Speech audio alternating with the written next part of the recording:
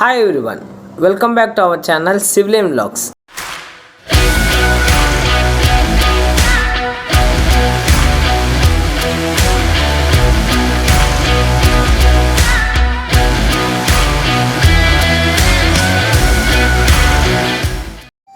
So ఈరోజు మన topic వచ్చేప్పటికి కాంపోనెంట్స్ ఆఫ్ బిల్డింగ్. అసలు బిల్డింగ్ అనే దాంట్లో ఏమేమి కాంపోనెంట్స్ ఉంటాయనేది ఈరోజు ఈ టాపిక్లో చూద్దాం. ఫస్ట్ ఆఫ్ ఆల్ అసలు బిల్డింగ్ కాంపోనెంట్స్ చూసే ముందు బిల్డింగ్లో టూ రకాల స్టేజెస్ ఉంటాయన్నమాట.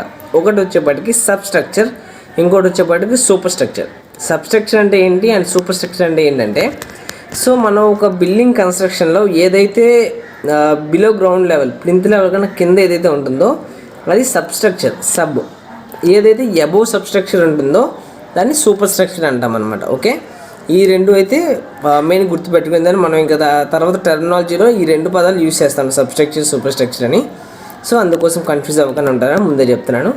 సో ఇప్పుడు బిల్డింగ్ కాంపోనెంట్స్ వచ్చేపాటికి అసలు ఏమేమి ఉంటాయి అనేది జస్ట్ మీకు డీటెయిల్గా అనేది నెక్స్ట్ వీడియోస్ అన్నీ వాటి గురించి, ప్రతి దాని గురించి అండ్ వాటిలో ఏమేమి టైప్స్ ఉంటాయి, వాటిని ఎలా డిజైన్ చేస్తాం, ఎలా ప్లానింగ్ చేస్తాం, ఎలా ఎస్టిమేట్ చేస్తాం, మొత్తం బిల్డింగ్ కన్స్ట్రక్షన్ అనేది అన్నీ చెప్తా. కాబట్టి ఇప్పుడు ఏంటంటే ఒక మొత్తం బ్రీఫ్గా కాకుండా పైన అసలు ఏమేమి ఉంటాయి అనేది చెప్తాను. అదేంటంటే కాంపోనెంట్స్లో ఫస్ట్ వచ్చేపాటికి foundation. Okay, foundation after next వచ్చేపాటికి ప్లింత్. దాని తర్వాత వచ్చేపాటికి ఫౌండేషన్ అయిపోయింది, ప్లింత్ అయిపోయింది. తర్వాత ఏం చేస్తాం, కాలమ్స్ రేస్ చేస్తాం. దాని తర్వాత ఏంటంటే వాల్స్. సో కొంతమంది డైరెక్ట్ స్లాబ్ కొట్టుకుంటారు. సో చాలా తక్కువ చిన్న చిన్న బిల్డింగ్స్ చాలా తక్కువ మంది మాత్రం ఏం చేస్తారంటే వాల్స్ కన్స్ట్రక్ట్ చేసుకుని తర్వాత స్లాబ్ వేసుకుంటారు. ఎందుకంటే లోడ్ బేరింగ్ వాల్స్ అనుకో, ఈ స్లాబ్ది కూడా దాని మీద లోడ్ బేర్ చేసుకోవడానికి వాళ్ళకి షట్టరింగ్ ఈజీ అవ్వడానికి చాలా తక్కువ మంది చేసే టెక్నిక్ అది. సో వాల్స్ వేస్తాం. దాని తర్వాత ఇంకేముంటాయి, జనరల్లీ మీకు ప్రాసెస్ వైజ్ కూడా వెళ్ళట్లేదు వాల్స్. తర్వాత ఈవెన్ మనకి ఏదైతే స్లాబ్ ఆర్ ఫ్లోరింగ్ అది అయిపోతుంది. దాని తర్వాత వచ్చేప్పటికి వాల్స్ అయిపోయింది కాబట్టి డోర్స్, వెంటిలేటర్స్, విండోస్ అవన్నీ మనం ప్రొవైడ్ చేస్తాం. తర్వాత స్టైర్స్, మనం ఈ కాలమ్స్ అప్పుడే మనం స్టైర్ కేస్ అనేది కూడా ప్రొవైడ్ చేస్తాం. ఎందుకంటే ఈ లెవెల్లో ఉన్న వాళ్ళు పై లెవెల్కి వెళ్ళాలి అన్న మనం సెంటరింగ్ కూడా దేనికి ఈజీ కావాలంటే అప్ టు మిడ్ ల్యాండింగ్ దాకా ఒకసారి క్యాష్ చేసుకుని, అంటే అందులో కూడా కాలమ్స్ వస్తాయి కదా మన మిడ్ ల్యాండింగ్ కాలమ్స్ అనేవి. అందుకని దాంతోపాటే ఈ స్టైర్స్ కూడా కన్స్ట్రక్ట్ చేసేసుకుంటారు మ్యాక్సిమం మెంబర్స్. సో ఇవన్నీ తర్వాత మీకు డీటెయిల్గా ఎక్స్ప్లెయిన్ చేస్తాను. ఇప్పుడు స్టేర్స్ వచ్చేపాటికి వేస్ట్ స్లాబ్ అనేది ఎలా చేస్తారు, దానికి ఎంతెంత ఎంఎం రాడ్లు వాడాలి, మినిమం థిక్నెస్ ఎంత, అండ్ అలాగే అవి లోడ్లని ఎలా బేర్ చేసుకుంటే ఆ టాపిక్స్ అన్నీ తర్వాత ప్రతి ఇండివిజువల్ ప్రతి దాని గురించి క్లియర్గా చెప్తాను. ఓకే, తర్వాత వచ్చేపాటికి స్టేర్స్ అయిపోయింది. రూఫు, మనకి పైన రూఫ్ అనేది మెయిన్ కదా మనకి సోలర్గా ఏం పడకుండా ఉండడానికి. ఆ రూఫ్లో వచ్చేపాటికి ఏ టైప్స్ మనకి ఎలాంటి రూఫ్స్ ఉంటాయి అనేది చెప్తాను. తర్వాత వచ్చేపాటికి ఇంకా బిల్డింగ్ ఫినిషింగ్స్, తర్వాత బిల్డింగ్ సర్వీసెస్. ఈ 10 ఏవైతే 10 ఉన్నాయో మనకి బిల్డింగ్ కన్స్ట్రక్షన్లో మెయిన్గా మనం గుర్తుంచుకోవాల్సిన కాంపోనెంట్స్. ఫస్ట్ ఏంటంటే ఫౌండేషన్. ఈ ఫౌండేషన్ అనేది మనం ఎలా తీసుకుంటామంటే సమ్ స్టేజెస్ ఉంటాయి. ఫస్ట్ ఒక ఎక్స్కవేషన్ చేసుకుని తర్వాత పీసీసీ వేసుకుని అక్కడ పట్టేది షాలో ఫౌండేషనా డీప్ ఫౌండేషనా చూసుకుని, అంటే ఫస్ట్ థింగ్ మనం అక్కడ ఎస్బీసీ చేస్తామన్నమాట, సాయిల్ బేరింగ్ కెపాసిటీ అనేది. దాన్ని బట్టి మనకు తెలుస్తుంది అక్కడ మనం ఏ ఫౌండేషన్ యూస్ చేసుకోవాలి.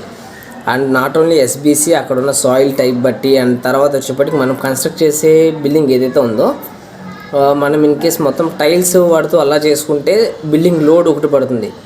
మార్బుల్ ఆర్ గ్రానైట్ దానికి బిల్డింగ్ మీద పడే లోడ్ ఒకలా ఉంటుంది.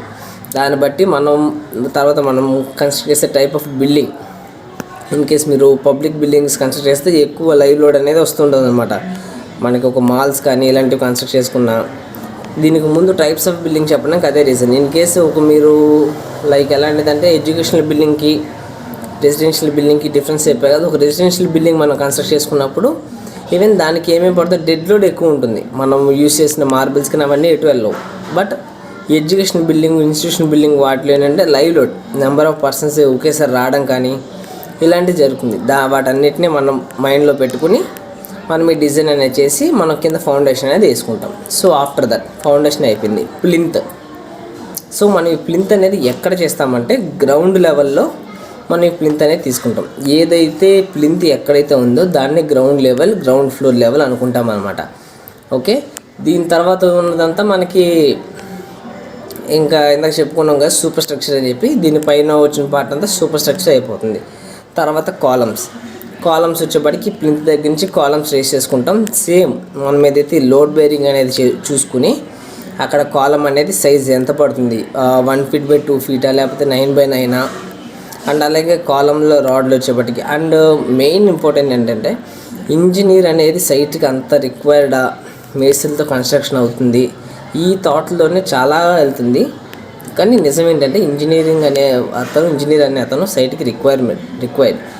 ఎందుకు రిక్వైర్ అంటే నేను రీసెంట్గా సైట్స్లో కూడా చాలా చూశాను. అక్కడ ఏంటంటే వస్తున్న క్రాక్స్ అవన్నీ జస్ట్ వాడు బ్రిక్ వర్క్లో చేసిన మిస్టేక్స్ వల్ల వచ్చిన క్రాక్స్ కాదు, కింద హైడ్రోస్టాటిక్ ఫోర్సెస్ వల్ల. దట్ మీన్స్ ఏంటంటే కింద ఫౌండేషన్లో వీక్నెస్ వల్ల. ఒక కాలం అనేది మనం కట్టినప్పుడు అందులో వాడాల్సిన మినిమం థిక్నెస్ ఆఫ్ రాడ్ వచ్చేప్పటికి 12 mm, దానికన్నా తక్కువ ఉండకూడదు. కానీ నేను ఆ బిల్డింగ్లో చూసిందని అంతకన్నా తక్కువ వాడి అది ఏం చేశారంటే ఇక్కడ ఒక మేస్త్రి తప్పు బిల్డింగ్ కట్టుకునే ఏదైతే stones masonry or brick masonry వాల్స్లో మిస్టేక్ అనుకుని వాళ్ళు అనుకున్నారు. సో ఒక ఇంజనీర్ వెళ్ళడం అనేది ఎప్పుడైనా పర్ఫెక్ట్ ఒక కన్స్ట్రక్షన్కి. ఓకే, సో మనకు వచ్చేప్పటికి కాలమ్స్ అనేది వాటి బట్టి డిజైన్ చేసుకుని తర్వాత మనం తీసుకోవాల్సిన కాంపోనెంట్ కాలమ్స్. తర్వాత వాల్స్ వచ్చేప్పటికి చెప్పినట్టు బ్రిక్ వాల్స్, స్టోన్ వాల్స్ 2 ఉంటాయి. సో వాటి మధ్యలో మోటార్ అనేది మనం వర్టికల్గా అండ్ హారిజెంటల్గా యాడ్ చేస్తాం కదా. ఇన్ కేస్ మనం బ్రిక్ దానికి ఈ మ్యాషనరీ అనేది యాడ్ చేస్తే అది బ్రిక్ మ్యాషనరీ అవుతుంది. స్టోన్తో కట్టుకుంటే అది స్టోన్ మ్యాషనరీ అవుతుంది. ఓకే, తర్వాత వచ్చేప్పటికి ఫ్లోరింగ్. ఇది వచ్చేప్పటికి మొత్తం మనకి ఫ్లోరింగ్ స్లాబ్ కానీ ఇదంతా వచ్చేప్పటికి మనం ఆర్సీసీ లాగుతాము. అది even 1 way slab 2 way slab అనేది నేను మీకు డీటెయిల్గా ఎక్స్ప్లెయిన్ చేస్తాను. అండ్ ఆల్రెడీ ప్రీవియస్ వీడియోస్లో కూడా నేను మీకు ఇచ్చాను స్లాబ్ గురించి పూర్తి ఇన్ఫర్మేషన్. సో మనకి సెంటరింగ్ ఎలా కొట్టుకోవాలి, తర్వాత సెంటరింగ్ చెక్ లిస్ట్లు ఏంటి, తర్వాత బీబీఎస్ ఎలా చేయాలి, రాడ్లు ఎలా కట్టాలి, కటింగ్ లెంత్ ఎలా ఇవ్వాలి, అండ్ నెక్స్ట్ థింగ్ వచ్చేప్పటికి సైట్లో ఎలాగ చెక్ చేసుకోవాలి డ్రాయింగ్, ఇవన్నీ అనేది తర్వాత ఈ స్లాబ్ ఇది పోర్షన్ వచ్చినప్పుడు ఎక్స్ప్లెయిన్ చేస్తాను. తర్వాత డోర్స్ అండ్ విండోస్. సో ఇక్కడ వచ్చేప్పటికి డోర్ ఫ్రేమ్స్, డోర్ షట్టర్స్ అని 2 ఉంటాయి. సో మనకి ఏదైతే డోర్ ఫ్రేమ్ అలా పెట్టి ఫిట్గా ఉంటుందో అది door frames or window frames. ఏదైతే మనకు కదలడానికి లైక్ స్లైడింగ్ కానీ రివాల్వింగ్ కానీ వీటన్నిటికి ఉంటుందో అది డోర్ షట్టర్స్ అనుకుంటాం. తర్వాత ఈ స్టేర్స్ అనేది దేనికంటే connection between up and down ఫ్లోర్స్కి. తర్వాత రూఫ్ వచ్చేప్పటికి రూఫ్ డెక్కింగ్ ఉంటుంది, దాని తర్వాత రూఫ్ కవరింగ్ అనేది ఉంటుంది. నెక్స్ట్ బిల్డింగ్ కాంపోనెంట్ వచ్చేప్పటికి బిల్డింగ్ ఫినిషెస్.